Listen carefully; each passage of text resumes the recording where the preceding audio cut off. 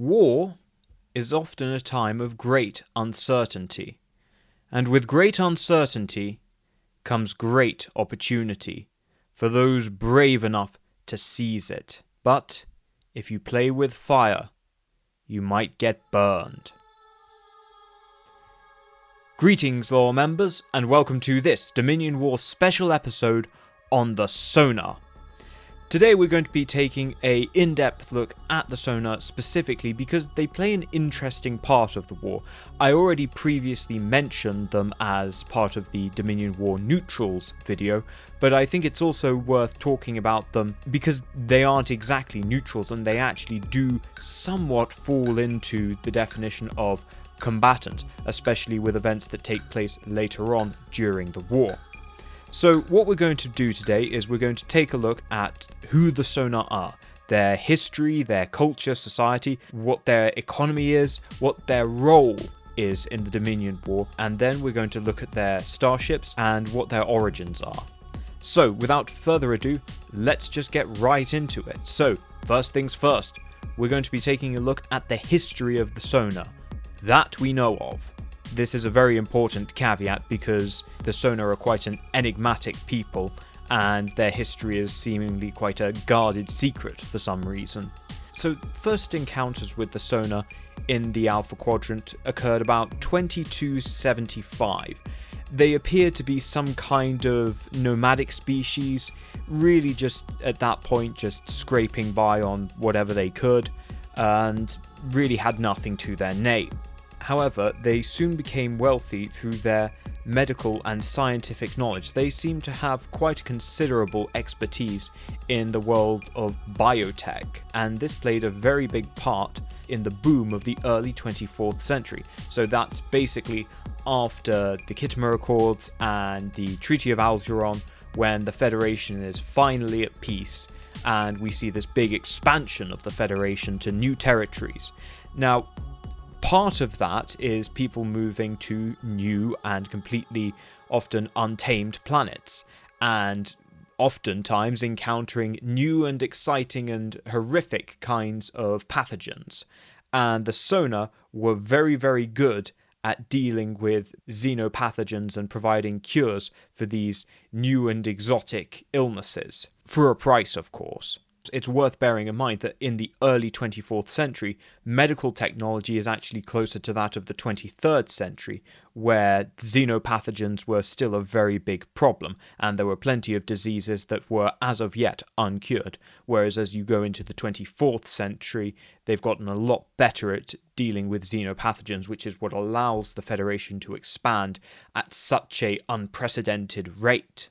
So, in that way, they play a pretty key part in the history of the Federation and the general economic boom of the early 24th century in terms of the mass colonization and terraforming of new planets. So with all the wealth that the Sonar made from this early break, they used this to buy ships, develop trading posts, and conquer some servitor races. Nothing too exciting, 2 species specifically. The Tarlac, who are these long-haired mammalian creatures, and the Elora, who appear to be a kind of hairless saurian species. These are 2 primitive, relatively warlike species. It seems that the Sonar specifically conquered them to make up for their own physical deficiencies, and so they basically serve as the muscle of the Sonar solidarity. We'll talk a little bit about the physical state of the Sonar in a little bit, but I think an excellent comparison historically could be the incorporation of Hungarians into the Austro-Hungarian Empire, basically because the Austrians viewed the Hungarians as more barbaric and thus better warriors than they civilized Germans. So, in terms of the Tarlac and the Elora and the place they have in Sonar society, they are not enslaved, technically speaking. Their planets are under Sonar control, and they may volunteer for indentured servitude. This can run from anywhere between 5 to 20 years of service, depending on what the actual job is that they're going for. So with the women, they'll generally serve shorter terms than the males, who could be in there for 20 years plus, particularly if they are going into a highly specialized, highly skilled field in which their expertise is going to be very important, like a chief engineer or something like that.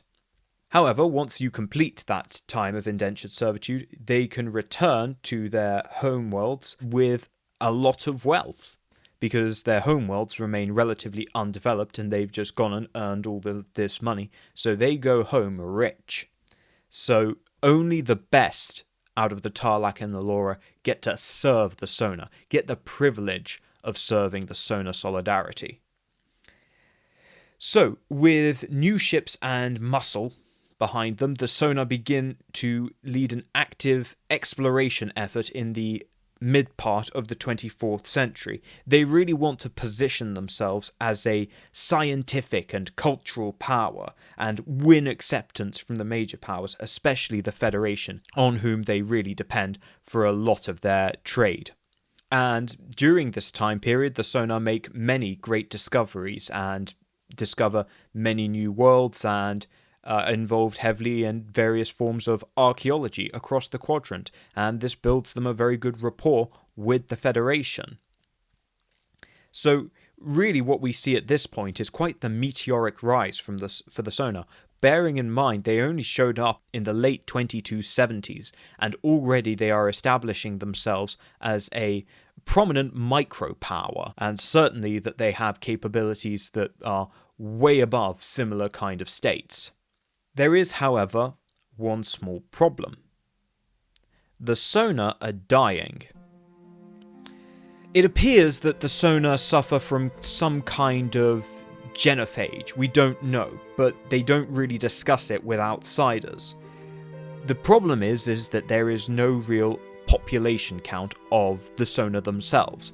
They don't publish that information. They play that very close to the chest. However, from what we can tell, there seems to be somewhere in the region of under 1,000 Sona in the Alpha Quadrant, so not really a sustainable population long term.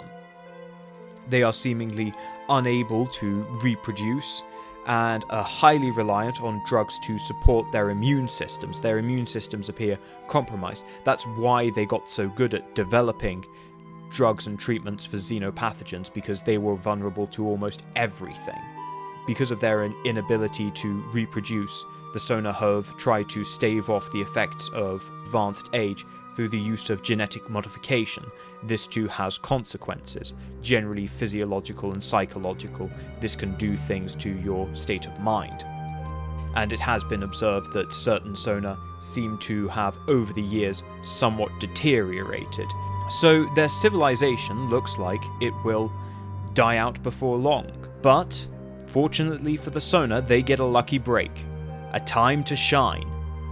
And that, of course, is in the Dominion War. So, this is just going to be a recap really from the Neutrals video. As I said, the Sona proclaimed themselves as a neutral power and traded medical supplies to both sides. However, these were not the same medical supplies. To the Dominion, they traded Ketracel White. To the Federation, they traded regenerative agents, so effectively allowing you to perfectly regrow organic tissue, organic matter that has otherwise been lost on a patient. Both sides actually engaged in price warring as well, where basically they would bid on things that they didn't actually need simply to drive up the price. And because the Federation had Ferengi loans, this meant that the price of Ketracel White did end up going sky high. However, weirdly enough, the Dominions kept getting their supplies of Ketracel White, and at the same time the Sona mysteriously acquire top-of-the-line battleships. So, I think that is now the perfect opportunity to start discussions on the Sona fleet. The first ship that we will really talk about is the most common, and this is the Sona Cruiser. This is 354 meters long, and you will notice is actually quite familiar in design. It's essentially a backwards decorer, and that is because we're fairly sure that these were built by Ferengi ship, or certainly shipwrights that also built the Ferengi decorer. There is definitely some shared DNA between this ship and the Ferengi decorer. It is optimized for travel in the Briar Patch and other similar hazardous regions. It's unknown exactly why the Sonar have optimized them for such areas of space, but it's believed that they use these areas of space to harvest exotic protomatter that is used in the development of the various drugs which they sell. These ships are lightly protected when it comes to shielding and are very vulnerable to almost any kind of dedicated fighting ship, but do themselves carry quite the lethal armament. They are known to carry subspace weapons and other similarly questionable armament. So while it doesn't have much going for it defensively, it employs the philosophy that the best defense is a strong offense. Much like a bee or a stingray, while it might seem vulnerable, it actually has quite the nasty defense mechanism if you're going to test it. These are some of the earliest ships that the Sonar acquire. These were basically essential in the Sonar building their nation and building their power base, and they're good general purpose ships. They work as cargo ships, they work as exploration ships, science ships. They're good generalist vessels. Then, during the Dominion War, we see the Sonar battleship make an appearance. This is 837 meters long, to say nothing of its wingspan. These are very new designs. They have a very broad-shaped crescent, and they are heavily armed and shielded, both with subspace weapons and conventional weaponry. There is a bit of a question as to whether or not it is a battle cruiser or battleship, as while it is very large at 837 meters, it does have quite a Spartan frame. I think the fairest comparison is that, much like the Sovereign, this is a fast battleship. It's also worth pointing out, though this does go beyond the scope of the Dominion War, that the later Cardassian Damar class, which is a 25th century design, oddly enough resembles this ship. I can't imagine why that is. Fancy that. But certainly this is the most modern ship in the Sonar fleet. Finally, in terms of large ships, we have the cargo ship. This has a very interesting design. It is 1,254 meters long. It features an unusual trinacelle design, and internally is actually vertically oriented. So rather than being horizontally oriented, as most ships are, where the decks follow the direction of travel, the decks are actually perpendicular to the ship's direction of travel. And this means that it has a more efficient use of space. This is basically a flying hospital / science lab biotech manufacturing facility. It also features particle harvesting arrays to harness solar radiation and other kinds of exotic particles, high energy particles, again, which are believed to be used in the manufacturing of various pharmaceuticals. It is completely unarmed, commensurate with the fact that it is indeed a medical ship and thus is protected under interstellar law. The Sonar only acquired this much later on, after they made their wealth and built out their empire in the middle part of the 24th century, since they were now confident that they would not have to just rely on others for protection, but could in fact rely on themselves to protect such ships.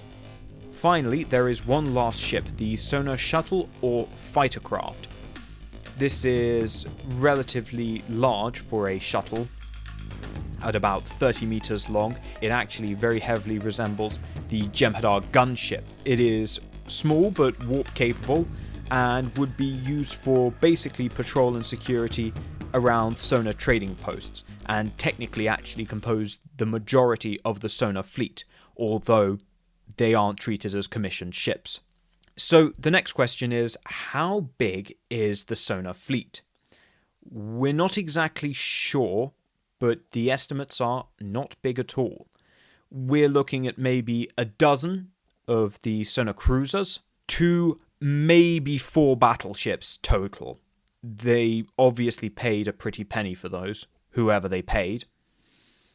And at most, we're looking at about 6 cargo ships, which would basically cover all bases. Overall, probably about 60 odd fighters spread across different ships and also different orbital facilities and trading posts. That's the sonar fleet, and that's really how they fit into the Dominion War and what they're really bringing. We'll talk about what actually happens to the sonar during the Dominion War in the mainline episodes. I think it's worth just looking at who they are and their place in the war, because the sonar might be the first micro power in the Alpha Quadrant, if such a thing exists.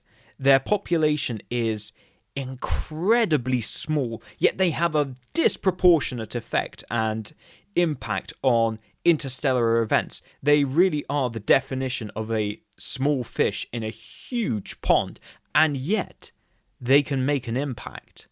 And that is very interesting. It just shows how important the application and leverage of key technologies, how far that can go, and how far that can get you when you are the best in the field. That being said, it remains to be seen if the sonar can indeed capitalize on these advantages and these capabilities. They've got the knowledge, they've got the ships, but can they make anything of it? Or will they fly too close to the sun and, like Icarus, fall into the sea? The destiny of this enigmatic race will likely be decided in the coming months. So don't go anywhere. We'll see you all next time.